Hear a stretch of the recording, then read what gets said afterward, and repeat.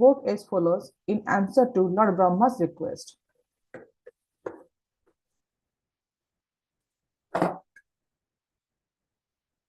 Mahadeva uvacha Nagham prajesha balanam varanyana uchite Devamaya abhibhutanam dandas tatra dhrata maya. Mahadeva uvacha Nagham prajesha balanam Dandaye anunichyate Devamaya abhibhutanam dandas tatra dhrata maya. Word by word meaning. Mahadeva, Lord Shiva, Uvacha said, no, not. Agham, offense. Praja is a, O Lord of created beings. Balanam, of the children. Varnaye, I regard. No, not. Anuchintaye, I consider. Deva Maya, the external energy of the Lord. Abhibhutanam, of those deleted by. Dandaha, rod. Tatra, there. Dhrutaha, used. Maya, by me. Translation. Lord Shiva said, My dear Father Brahma, I do not mind the offenses created by the demigods, because these demigods are childish and less intelligent. I do not take a serious view of their offenses, and I have punished them only in order to right them. There are two types of punishment. One is that which is a conqueror imposes on an enemy, and the other is like that a father imposes on his son. There is a gulf of difference between these two kinds of punishment. Lord Shiva is by nature a Vaishnava, a great devotee, and his name in this connection is Asutosha. He is always satisfied, and therefore he did not become angry as if he were an enemy. He is not inimical to any living entity. Rather, he always wishes the welfare of all. Whenever he chastises a person, it is just like a father's punishment of his son. Lord Shiva is like a father because he never takes seriously any offense by any living entities, especially the demigods.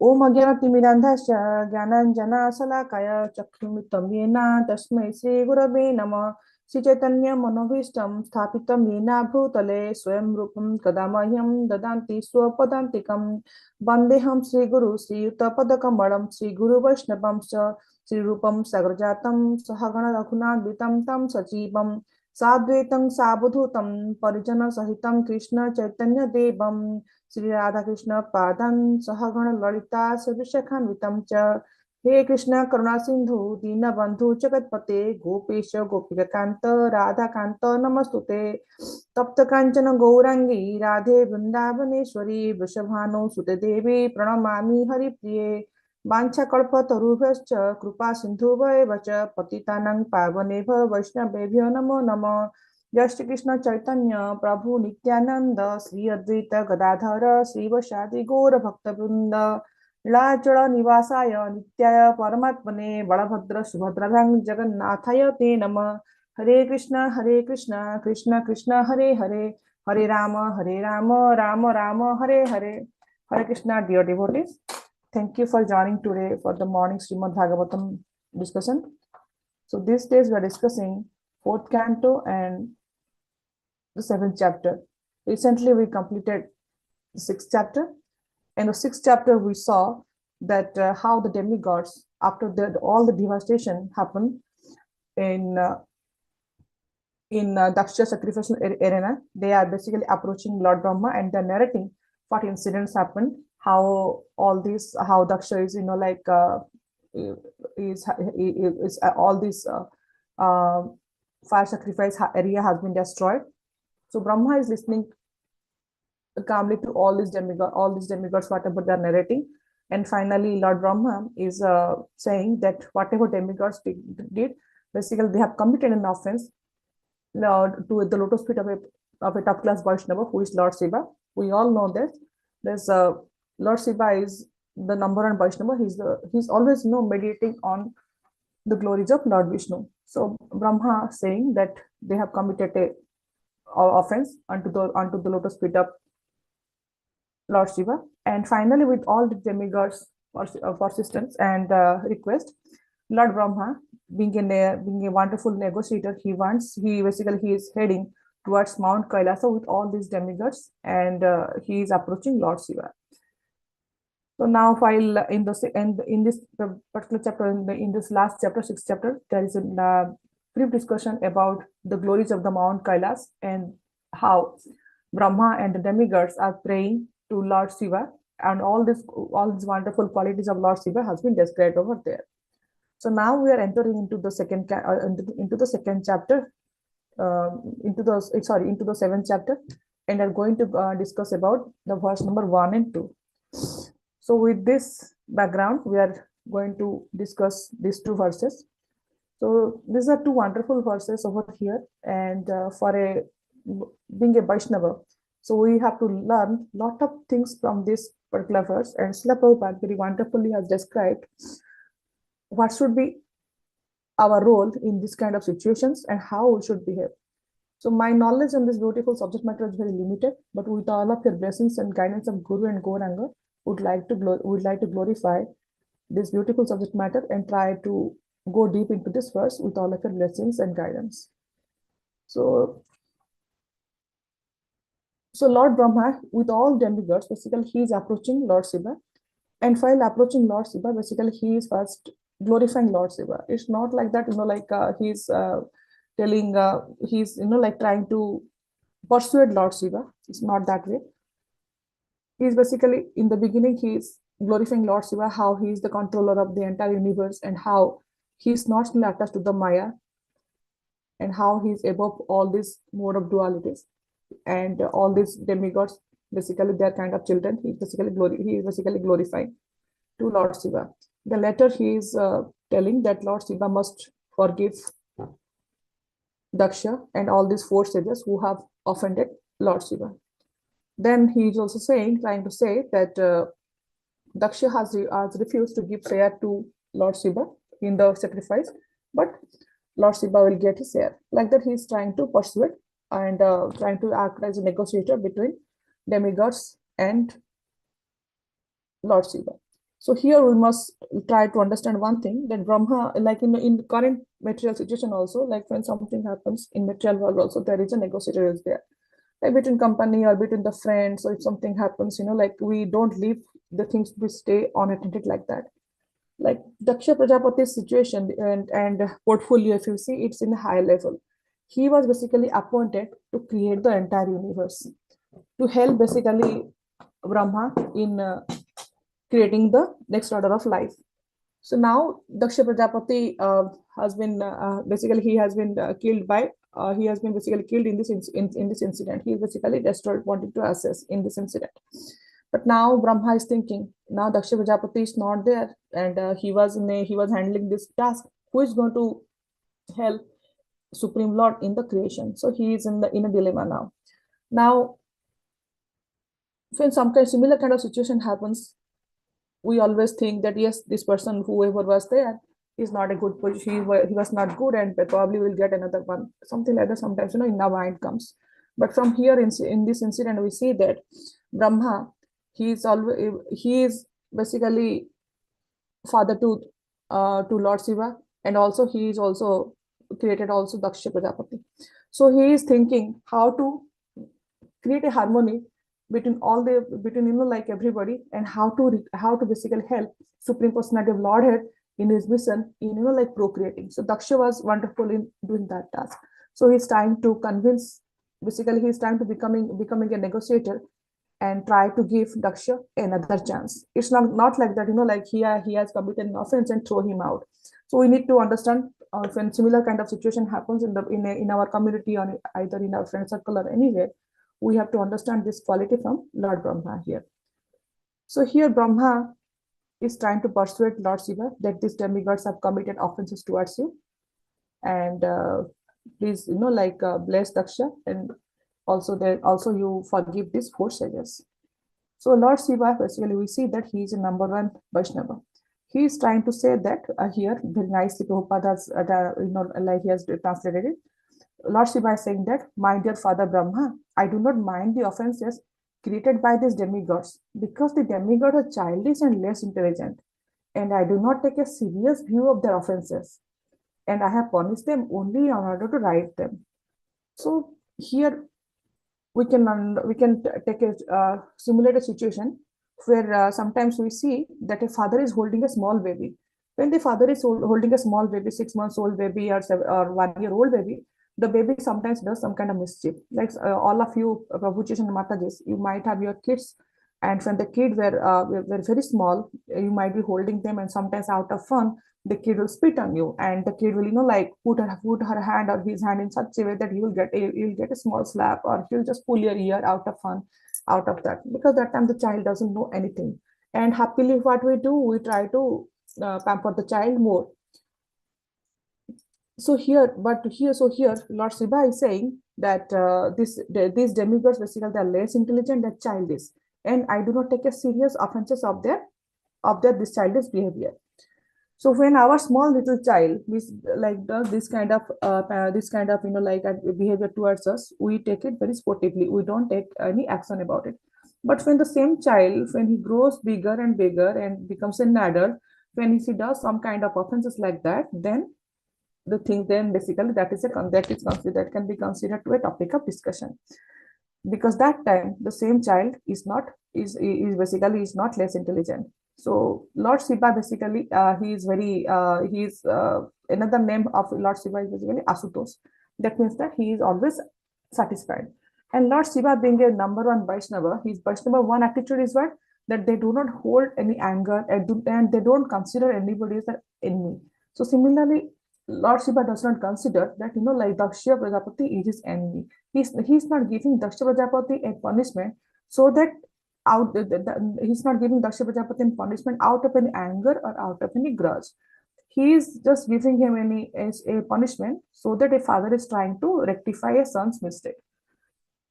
When a father tries to rectify a son's mistake, he does this in order to give him a good moral ground. So here Prabhupada has described that there are two types of punishment there. One which a conqueror imposes on an enemy, and the other one like a father imposes on his son. Like when the conqueror basically, or an emperor basically, when he is putting a sentence, or he is basically trying to rule, or trying to fix a system, basically he has a rule book and he goes by the rule book, and that rule book he provides punishment. In that punishment, sometimes there could be a chance that the person might not be rectified. But when a father basically he is imposing a rule or restriction or a punishment on his son, basically he does that in order so that the child basically he sees that, so the child is go through the punishment, and out of the punishment the child basically won't repeat the same mistake again and again. So here we see this beautiful picture of Lord Shiva. In the upcoming slides, we'll see that he is basically giving a goat head to Daksha, and here we see that the child is like holding by the father, and Lord Shiva basically he's saying that Daksha is committing this offense towards me just like a childish behavior. So we in our scriptures also we see how about different types of punishments are there, and in a Vaishnava society how we as a devotee we can consider how to handle these punishments, how to treat these punishments. Lot of times our Acharya says that we should consider these punishments as a blessing from the Guru and Gauranga, or indirectly from Lord Vishnu itself. So we see that when Narad Muni, like also chastising Vasudev. So Vasudev basically he has basically compiled all kind of Puranas and all kind of scriptures. Then he also compiled also Mahabharata. So doing all the scriptures also, he was not also feeling any happiness. So Narad Muni basically came and he chastised Vasudev that you wrote so many Puranas, so many things are there, but you are not getting any kind of basically, and you did not write about what is the essence of all the scriptures. That is basically glorification of Supreme Person of Lordhead, of Godhead in the form of Srimad Bhagavatam. So Vasudeva basically he did not think that I compiled so many Puranas, why Narad Muni is coming and chastising me. Instead, he took in a constructive way Narad Muni's chastisement, and after that he wrote this Amara Purana Srimad Bhagavatam. So we see in Prabhupada's Leela also there are so many instances. Prabhupada basically he chastised all his disciples. So all his disciples they took all his Prabhupada chastisement in a sportive way. They never thought that we did so much good work, but still Prabhupada is chastising us. So there is an instance of Giriraj Swami with Srila Prabhupada. So basically, when the Juhu temple was getting constructed, that time initial phase, the temple is not there, so there was a makeshift altar kind of thing, and in that altar Radha Krishna was getting worshipped. So there was a rule that some devotee will be, some pujari will be always guiding at night Radha Krishna deities. So even Giriraj Swami also was taking care of that work also very diligently. But someday, due to little bit negligence of the brahmachari who was guarding the Lord, the one thief came here and he stole basically Krishna's flute and Radharani's crowns. Basically, he stole it. Then the morning when the devotee saw that the Krishna's flute is missing and Radharani's crown is missing, they were very sad. And the news went to Srila Prabhupada. And finally, after some time, they fixed a system, and they had a better arrangement, and now Radha Krishna was getting worshipped nicely, and that mistake was not getting repeated. So in the meanwhile, Prabhupada got this news, and Prabhupada wrote a letter to Giriraj Swami that it is really unfortunate that this kind of thing happened, and you should be a little bit more careful. So Giriraj Swami, when he saw that letter, he never said that I did so much work, and he was but Srila Prabhupada wrote to me like this, everything is taken care and mistake happens. He never thought like that. Instead, he took it very seriously, and he made sure that this kind of mistake is never going to repeat it again. So Srila Prabhupada, being a articulate father, basically he has realized that yes, Giriraj Swami does always takes good care, but this kind of thing happens. So after some time, Giriraj Swami again got a letter from Srila Prabhupada. So in that letter, Prabhupada wrote to Giriraj Swami that it is the duty of the spiritual master to find fault with his students so that they may make progress, not that he should always be praising them. So if you find some criticism, kindly accept it in that spirit. I am only interested that you, along with my other students, should always become Krishna conscious. So from here we should see that how Prabhupada used to chastise his students, and how his students, like all these wonderful Maharaj, used to take this chastisement as blessing, and they used to work in such a way that they should basically come over these shortcomings, and they become more and more strong in Krishna consciousness. So when next also we see in Bhagavad Gita discussion, we see that Arjuna and Krishna basically they were very good friends. But Arjuna had some kind of dilemma, some kind of confusion. Because of that, he was not able to fight. He was not able to fight against his relatives, against his guru, and against Pitama Bhishma or his relatives. So Arjuna accepted Krishna as a spiritual master, and Krishna used to chastise him. Krishna used to tell him from where this anartha has come within you. So in the beginning of in the end of in the first chapter, Arjuna basically he gives so many excuses why he should not fight. There are so many examples that there are six kind of different scenarios. Arjuna is basically put forthing that why he should not fight, and why Krishna should let him not to fight. So then, at the beginning of the second chapter, we see that Krishna basically chastising Arjuna that from where these impurities are come within you, they are not at all befitting to a man who knows the value of life, and they do not lead to you to any higher planets, but instead you will basically incur infamy. So the Supreme Person of Krishna, Supreme Person of Lord Godhead Krishna, basically he is taking the position of a charioteer, and side by side, basically what he is doing, he is taking the role of a guide or a guru to rectify the mistakes of Arjuna. And at the end, what we see, the wonderful scripture Bhagavad Gita is in front of us, and Arjuna at the end basically he is able to fight with adharma, and at the end the dharma is getting established after the Mahabharata war. The next example I wanted to share is about Lord Indra. Lord Indra, we know the pastime where Indra basically is creating a lot of disturbances in Vrindavan, and when the Vrindavan Vasis are going to worship, basically when they're going to worship Giriraj Govardhan, Indra becomes very furious, and he is basically sending torrential rain to Vrindavan, and entire Vrindavan basically is getting is getting going to be washed out with this torrential rain. So in the meanwhile, what Krishna does, basically Krishna lifted Giriraj Govardhan in his little pinky, and all the residents of Vrindavan, basically they are taking shelter under Giriraj Govardhan. So indirectly, to teach a lesson to Indra, Krishna did all this work. So so at the end, when Indra is seeing that all his anger, all his rain is going to waste, and there is no result, and he's not, and basically is not is they are not basically he's not basically uh, not able to do any harm to the Vrindavan Vasis, then he feels, like, yes, I have committed an offense toward the Supreme Person of God, of the Supreme Person of Godhead. Earlier, he was thinking that Krishna, basically, he is a little boy, 7-year-old boy, and he has a doubt that maybe Krishna is not Supreme Person of Godhead. He's a small boy, and these are innocent Vrindavan Vasis, and I am going to teach them a lesson, because instead of worshipping me, they're worshipping this mountain, Giriraj Govardhan. And why this little boy is teaching them not to worship me. Earlier they were worshipping me, and why they are not worshipping me now? So Krishna, so then basically what Indra does, Indra basically gets hold of Mother Surabhi, and he comes and offers prayers to Lord Krishna, so that Lord Krishna should, get pleased with his prayers, and he will forgive him. So Indra basically offers a wonderful prayer. After the end of this Giriraj pastime, he comes and offers a beautiful prayer to Lord Krishna. So Lord Krishna chastised Indra to teach him a lesson,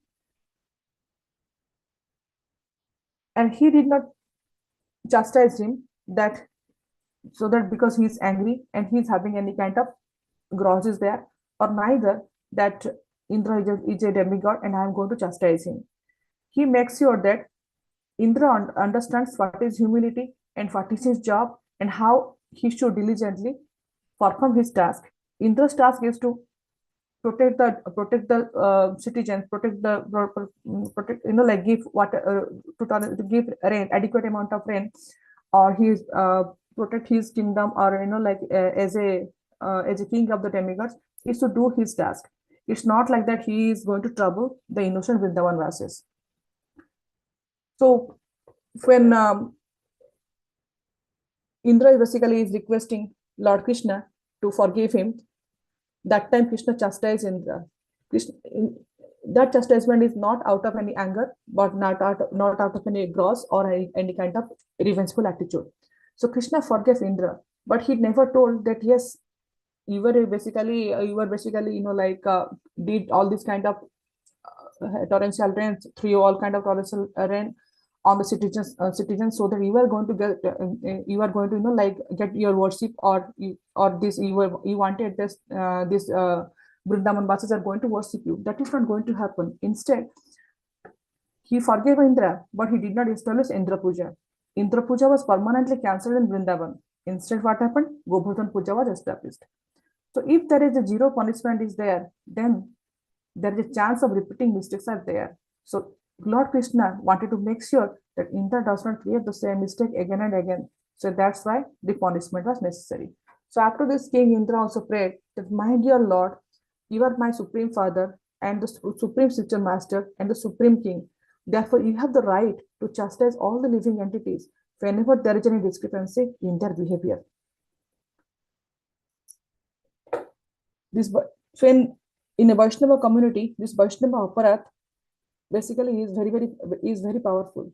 Vaishnava aparat, basically when we committed any offense towards a Vaishnava, that haunts us in this life. Not only in this life, this also haunts in the next life also. How it does, basically when we commit Vaishnava aparat, what happens? Slowly we basically we lose our taste on Krishna's name, and slowly we lose taste in the sadhu sangha.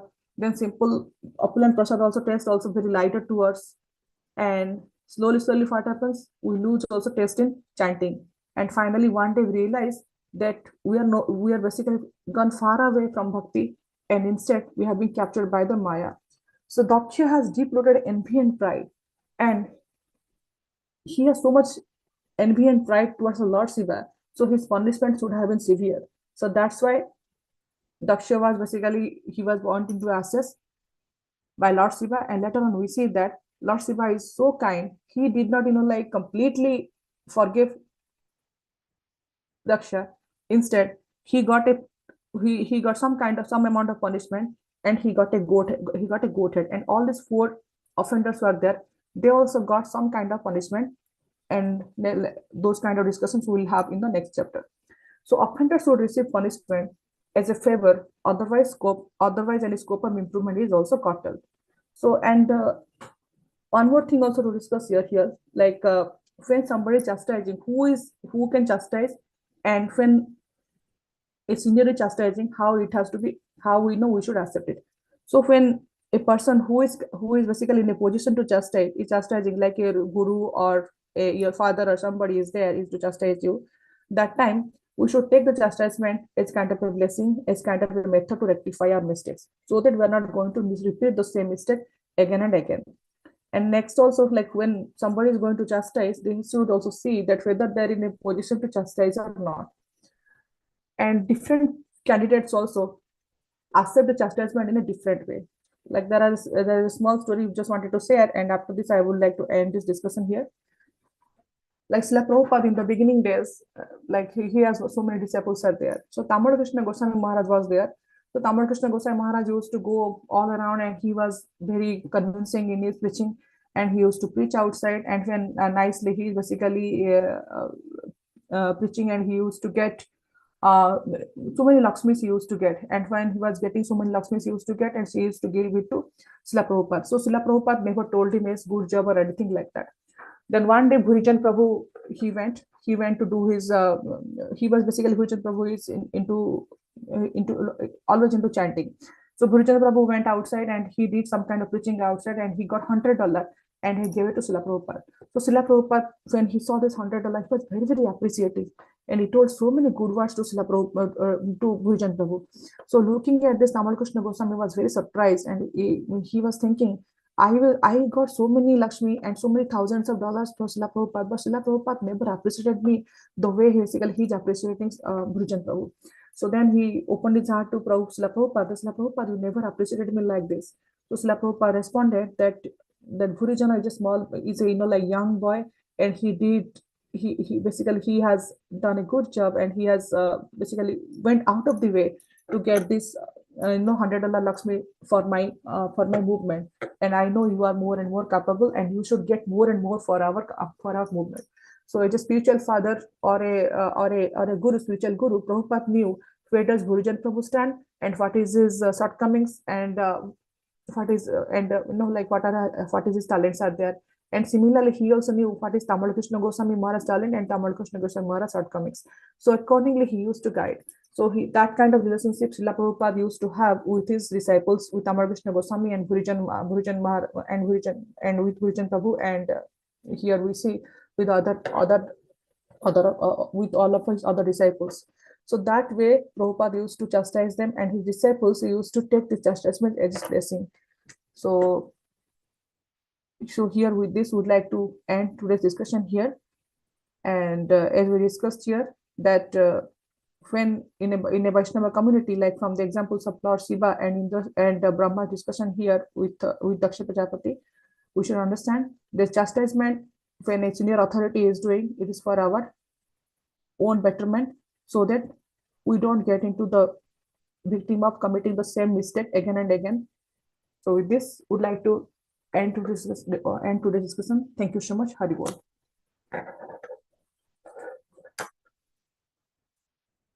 Thank you very much, Mataji.